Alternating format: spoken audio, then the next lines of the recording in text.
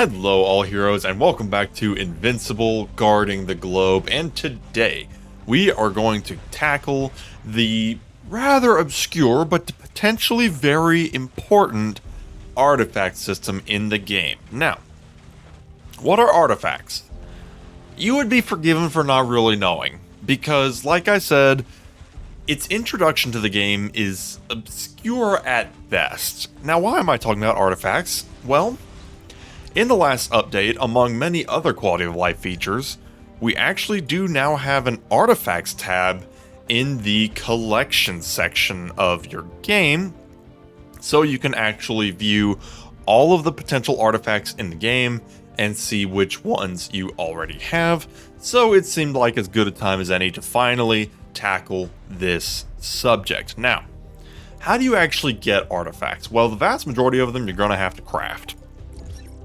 And to craft them, you need 50 pieces of that artifact. You can't just get one piece and boom, you have the artifact. You actually do need to have this many items to build a level 1 artifact. For example, here the Flaxen Defense Barrier, I'm at 15 out of 50. To get these parts, there's a few ways. A couple of them are rewards in the Alliance regions. They actually just added a few of them. So like, for example, you do have the cloaking suit here as a reward at region 20, and so on and so on. You can sometimes get loot from that. Additionally, there is the everyone who's anyone item or artifact farming section here, where this is basically the GDA ops that will give you some artifact parts. Only a few of them, but better than nothing. And then you can get a small chance of artifacts from here at level 3. It's a 2% chance. And then from the lab, it's a 22% chance of pulling one of these parts. So that's how you get the majority of artifacts. I say the majority for a very specific reason, because there are a few that are event exclusive, I believe would be the proper terminology, or just straight up not available yet. Kind of hard to say. But now that we have that kind of down, let's take a look at the artifacts themselves. Now, each artifact has a specific stat spread. For example, if we look at the Burger Mart Burger, it has HP. Certain artifacts have more stats than others. Some have less stats than others. I think a bit of it does depend on what the ability of the artifact does. Like with the Burger Mart Burger, it only has HP, but it has a truly fantastic ability.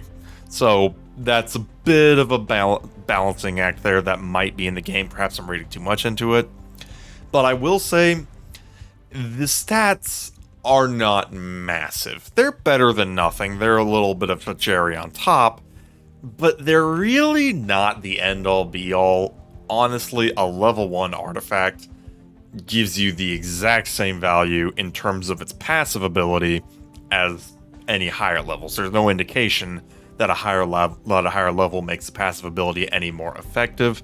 Maybe in the future they'll add something that makes the levels matter more, but for right now, the stats are more so a bonus than the reason you actually have the artifact. Speaking of the passive abilities, that is the bread and butter of artifacts. Each artifact has a passive ability when you equip it to your character. So let's go over each one. First one here is the Flaxen Defense Barrier, an impressive mechanical barrier deployed by the Flaxens to protect their legions. So it has a passive ability here where the ranged heroes present in the team, meaning your team, receive a defense bonus equal to 9% of the wielder's defense. So effectively, whoever is holding this will grant 9% defense of their defense to your ranged hero. So let's say you've got a robot on the team or something like that. That character will get a defense bonus. Something like this you'd want to put on a nice bulky defender if you want to be giving a little bit of love to the defensive stat of your ranged heroes. Next, we do have the Flaxen Spray Gun here. Passive ability, decrease the refill speed of the cooldown of all human enemies by 6%. Now you'll notice a few of these can be a bit situational, and a lot of the best ones, frankly, are situational. Reducing the refill speed of the cooldowns for your opponents is fantastic. Making sure they can't use their abilities nearly as much can really save the game, but it only applies to human enemies, and not all enemies are human. Some are going to be other factions, so that's something to keep in mind. For an artifact like this, where it's very specific, you want to be aware of who your enemy is. If you're seeing an enemy with a lot of if you're seeing an enemy team with lots of human enemies, this might serve you very well. If it's no human enemies whatsoever, then this is useless. Just something to kind of keep in mind there. Next is the GDA Spy Drone. Decrease the critical hit chance of ranged enemies by 7% for each Global Defense Agency ally. So this one is dependent on whether or not you actually have GDA allies in your team.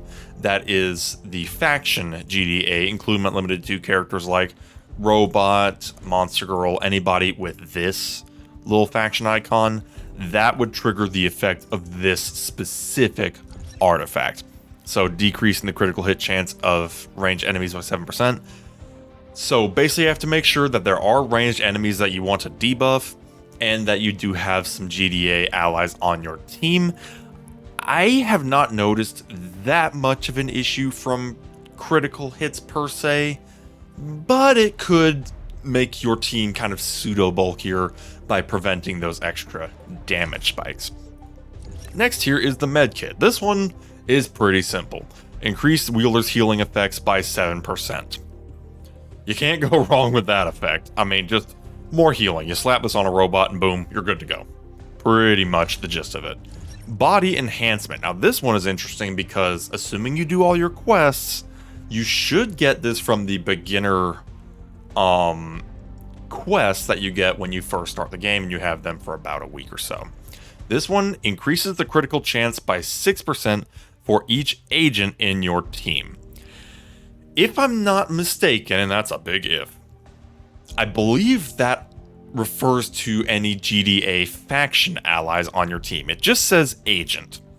And there's not really an agent faction modifier that I've seen, so I'm assuming it applies to the GDA faction, but I don't really know. If it does apply to the GDA faction, then this can be very helpful, because it basically just increases your chance of doing critical hits.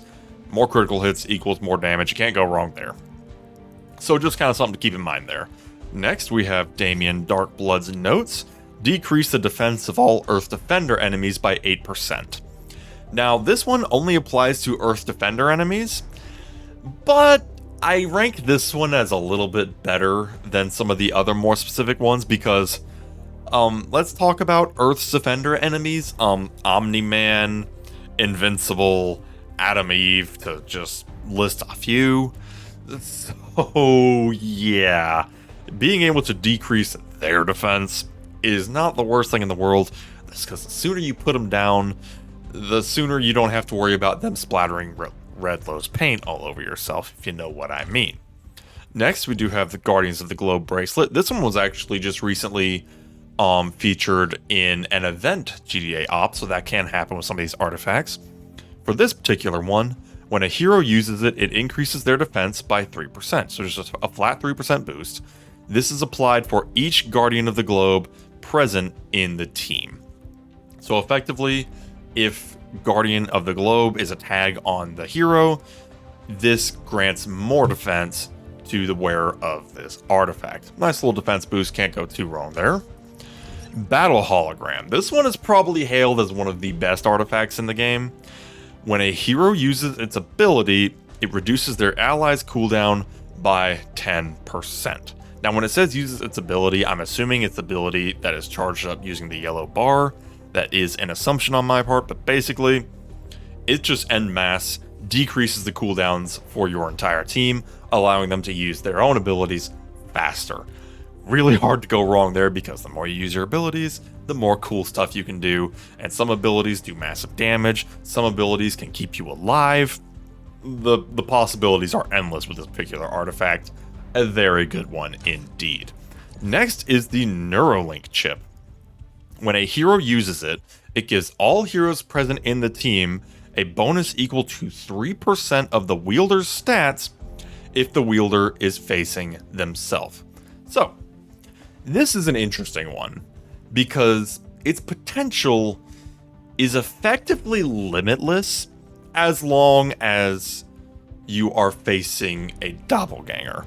So let's say, for example, I put this one on Omni-Man. If I'm facing another Omni-Man, all of your heroes get 3% of your Omni-Man stats because he's holding this artifact and he's facing another Omni-Man. That's a pretty noteworthy power boost. And for example, let's say I put that on my strongest hero, that being my Omnipotent plus Green Ghost. Yeah, 3% of these stats, it ain't nothing. I mean, I'm not saying that it's going to be the most game-breaking thing in history, but depending on the situation, and that is something to emphasize, is that it does require a doppelganger on the other team, but depending on the situation, this could really crank your team up, especially since it applies to the entire team. Next, we have the GDA cloaking device, another extremely potent one.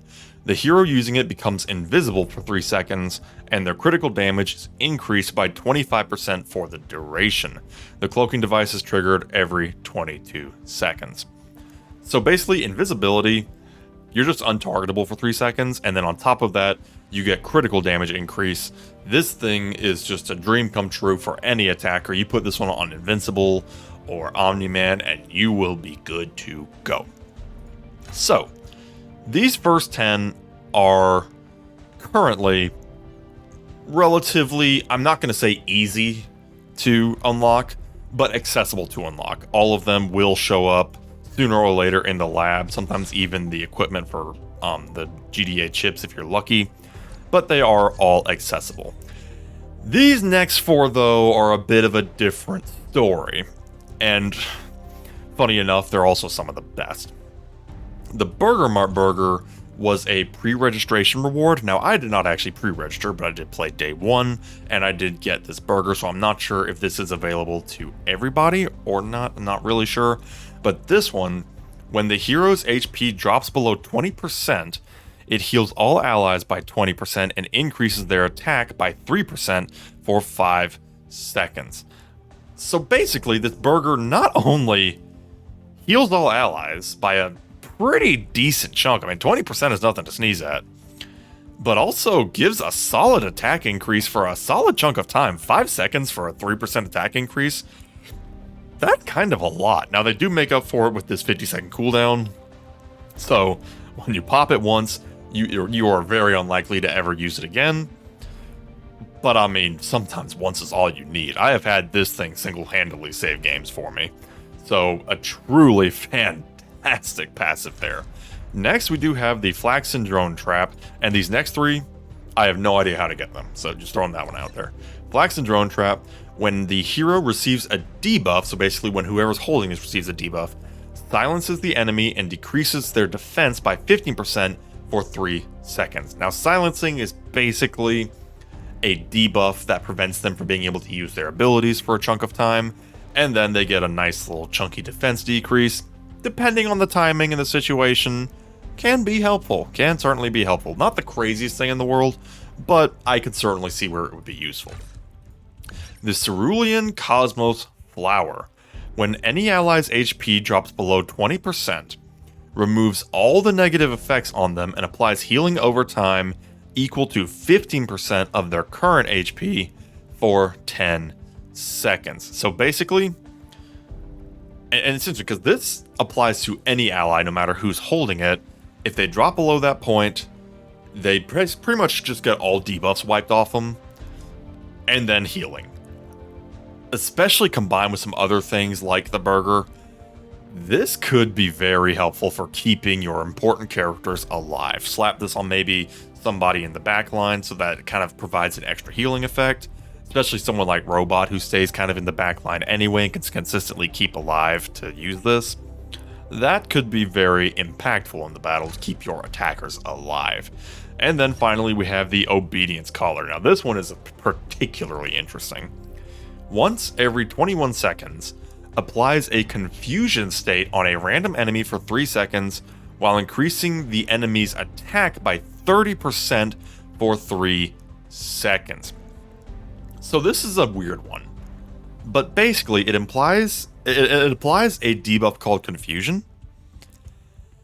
And if I'm not mistaken, that basically makes the enemy target one of their own allies. So you'll see the enemy, whoever, attacking one of their allies instead of attacking your people for 3 seconds and giving them a truly massive little cheeky attack boost there for that 3 seconds. Not a massive like debuff time. I mean, 3 seconds is not a huge amount of time, but imagine getting this debuff on Invincible. An enemy Invincible going whole hog on his own team, even for 3 seconds, is gonna make a dent. And again, this is another one that could really turn the tide of a fight for you. So just kind of something to keep in mind there if we ever do see this. Now, like I said, unfortunately, minus the burger, which gets a little caveat for being a day 1 bonus, I have no idea how to get these bottom 4, unfortunately. All of these are pretty readily accessible. These bottom 4 are, yeah, they're not really available as far as I know. So, of course, some of my favorites I've kind of already pointed out. The 10 accessible ones, big fan of Battle Hologram, Neuralink Chip, and GDA Cloaking Device. Those 3 are really cool. Neuralink Chip being a little situational, but when it's in that situation, is good. It's real good. Medkit, you can't go wrong. You slap this on a robot or an Adam Eve and just boosting their healing, not a bad thing there. Flax and spray gun can be good in certain situations. Most of these are pretty good in certain situations, but these last 3 in particular are pretty standout. Burger Mart Burger is arguably the best artifact in the game here, certainly one of the best supportive artifacts. And then I would be very curious to try the Obedience Collar if or when I get it. So, that is a breakdown of artifacts. While I kind of wrap up here, I will do my refreshes because I have not done that yet. But yeah, it's interesting because the stats are pretty inconsequential, honestly. Let's not beat around the bush here. The stats are pretty inconsequential, but they more than make up for it by having some cracked passive abilities, depending on which one you are choosing. But that's kind of just a situation. Doesn't really matter that I have refreshes for this because I have no coins, but that's okay. Depending on the situation, it can really do some good stuff for you. So let me know down in the comments below which of these artifacts you have, if you're using any of them, if you prefer any of them. Also, let me know if you know anything about these bottom 3 here, the Flaxen's Drone Trap, the Flower, and the Obedience Collar. I'd be very curious to know. Hopefully we'll get them in some events or whatever, but we shall see. So we shall leave it at that there. We shall see you next time. Have a good one.